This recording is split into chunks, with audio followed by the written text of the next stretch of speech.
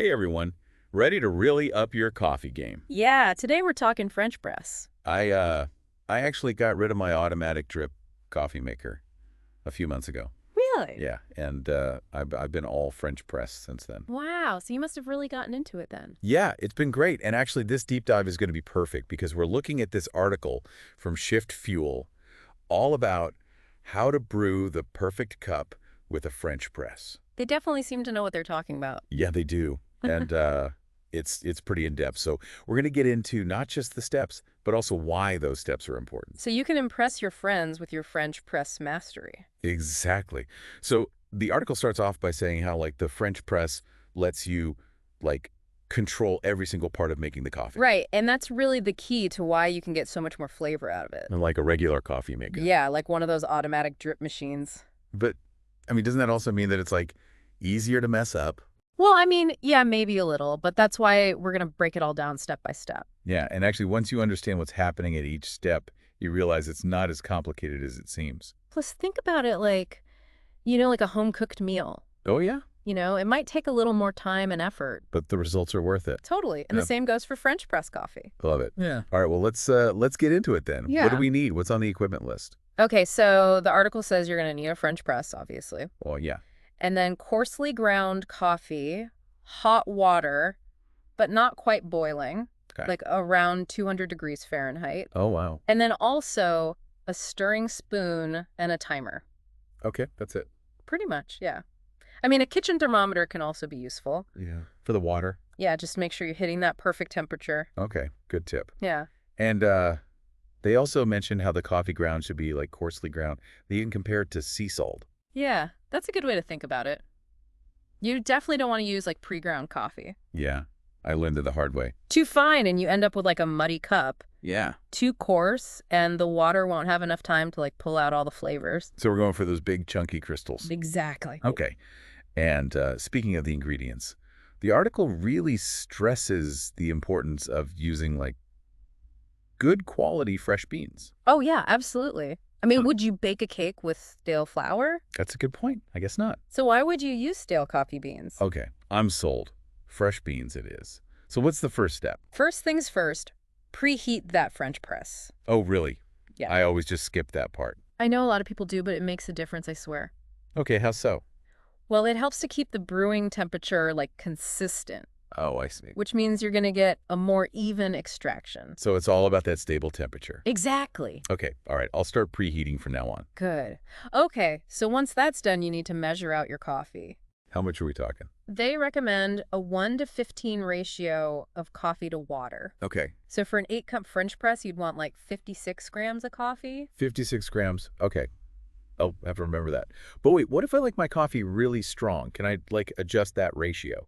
Totally. I mean, that's the beauty of a French press. Yeah. You're in control. So if you want it stronger, try like 1:14 or even 1:13. Okay, and, like, how do you measure that out Well, accurately? honestly, a kitchen scale is your best friend for this. Okay, I might need to invest in one of those. Totally worth it. All right, so French press is preheated, coffee is measured. Now what? Now the fun begins. You carefully pour those grounds into the French press and then get ready for the magic of the bloom. The what? The bloom, when you pour hot water over the grounds and it like bubbles up? Oh, yeah, yeah. That's the bloom. I always just thought that was like a fun visual. Well, it is fun, but it's also important because it's the coffee releasing trapped carbon dioxide. And letting that escape before you actually start brewing means you get a cleaner taste.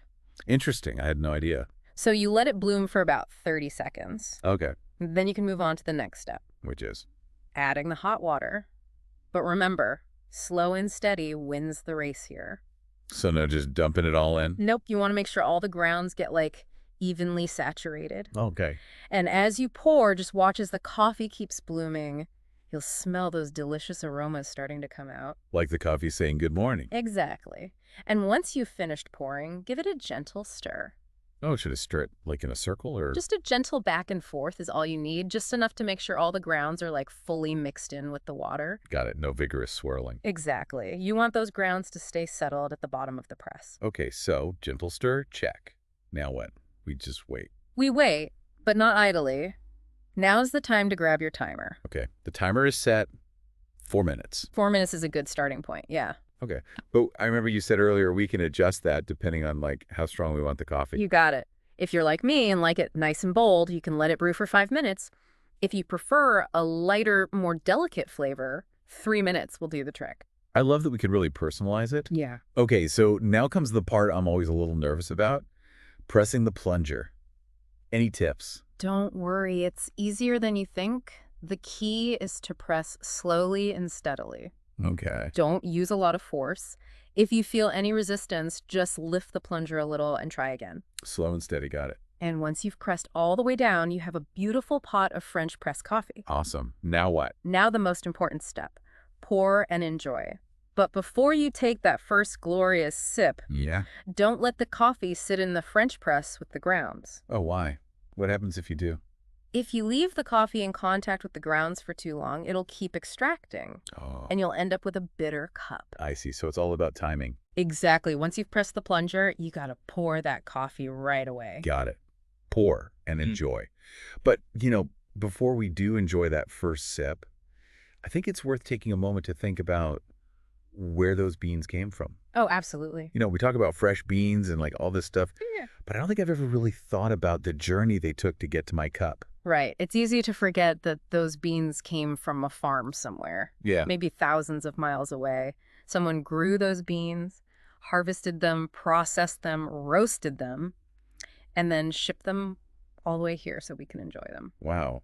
I mean, when you put it that way, it really makes you appreciate that cup of coffee even more. Right. And I think next time you're at the store, take a look at those bags of coffee Yeah, and check out where they came from. Okay. You might be surprised at the variety. You might even discover a new favorite.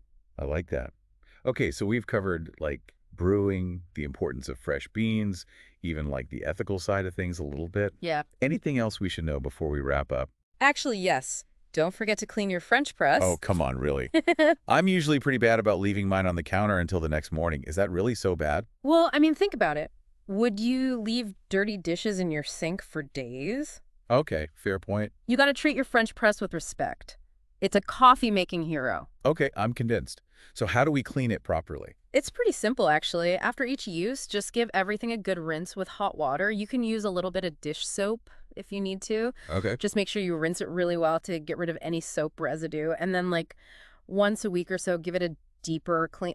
Take the plunger apart and clean all the pieces separately. Deeper clean. Got it. Yeah. And this is to prevent any weird flavors from building up. Exactly. Coffee oils can build up over time and make your coffee taste bitter. So regular cleaning is key to keeping those flavors fresh. Absolutely. You want every cup to taste its best. I never realized how much I was neglecting my French press. But no more.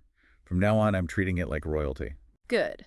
And remember, this is just the beginning of your French press journey. Yeah. Now that you know the basics, it's time to start experimenting. Ooh, experiments. Like what? Well, we've talked about adjusting the coffee to water ratio and the brewing time, but there's a whole world of exploration beyond that. Like what?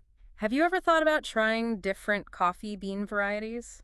I'm usually pretty basic. I just grab whatever's on sale. Well, maybe it's time to step out of your coffee comfort zone.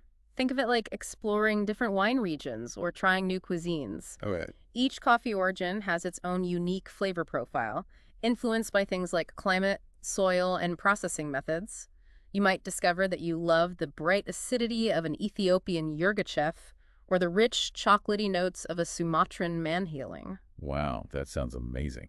Where do you recommend I start? Your local coffee shop is a great resource. Talk to Yeah. the baristas, tell them what kind of flavors you enjoy, and they can guide you towards some beans that might suit your palate. That's a good idea. And don't be afraid to ask questions and try new things. That's how you discover new favorites. This is definitely making me want to try some new coffees.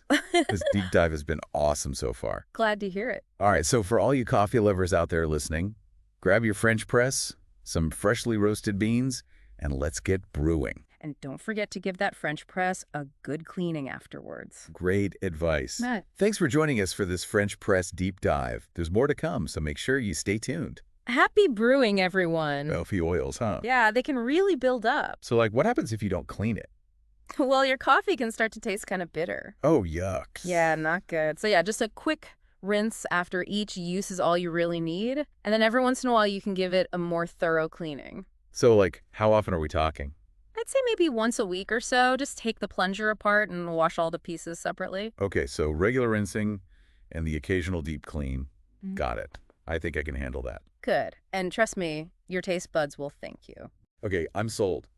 Clean French press equals delicious coffee. Exactly. Wow, I'm learning so much today. I feel like I've been doing this all wrong. Hey, we all start somewhere. That's true. But I gotta say, this whole deep dive is really making me appreciate the art of French press coffee. Yeah, there's definitely an art to it. It's not just about like throwing some coffee and water together. Nope, there's a lot more to it than that. Like now that I know all these little details and nuances, it makes me want to like experiment even more. Well, that's the fun part. Now that you've got the basics down, you can start playing around with different variables. Like what kind of variables? Well, we talked about the coffee to water ratio Yeah. and the brewing time. But have you ever considered trying different types of coffee beans? I'm usually pretty basic. I just grab whatever bag of beans is on sale at the grocery store. Well, maybe it's time to branch out a little. Think of it like exploring different wine regions or trying new cuisines. Okay, I like where you're going with this. Each coffee origin has its own unique flavor profile, influenced by things like climate, soil, and processing methods. You might discover that you love the bright acidity of an Ethiopian yirgacheffe or the rich, chocolatey notes of a Sumatran man healing. Ethiopia Yirgacheffe, Sumatran man healing. See, this is what I'm talking about. I don't even know where to begin. That's okay. That's where the adventure starts. My advice would be to start at your local coffee shop. Okay. Talk to the baristas, tell them what kind of flavors you enjoy, and they can point you in the right direction. That's a good idea. And don't be afraid to ask questions and try new things. You never know, you might just discover your new favorite coffee. I'm definitely feeling inspired to step out of my coffee comfort zone. Yeah. This deep dive has been eye-opening. Glad to hear it. That's what we like to hear. So to all our listeners out there, grab your French presses, get some freshly roasted beans, and let's get brewing. And remember, clean those French presses. Excellent advice. Thanks for joining us on this French press deep dive. We'll be back soon with more coffee adventures. Happy brewing, everyone. Ethiopian, Yirgacheffe, Sumatran man healing. It all sounds so exotic. It is. There's a whole world of coffee out there just waiting to be explored. Okay, so I'm convinced I need to try some new beans. But like, how do I even know where to start? Oh, like I said before, your local coffee shop is a great resource. Okay. Talk to the baristas, Tell them what you like, what you don't like. Okay. And they can help you find something new to try. Awesome. I'm excited to branch out. This deep dive has been so much fun. It's been fun for me, too. I'm like actually excited to go clean my French press now. That's the spirit. All right. Well, I think that about covers it for today. We've talked about like everything from the equipment you need to the different types of beans you can try. And don't forget the importance of cleaning your French press. Oh, yeah, that's key. Clean French press equals delicious coffee. Exactly. So to all our listeners out there, grab your French presses, get some freshly roasted beans, and let's get brewing. Happy brewing, everyone. And that's a wrap for this deep dive into the wonderful world of French press coffee. We'll be back soon with another topic, so make sure you hit that subscribe button so you don't miss out. Until then, happy brewing, everyone.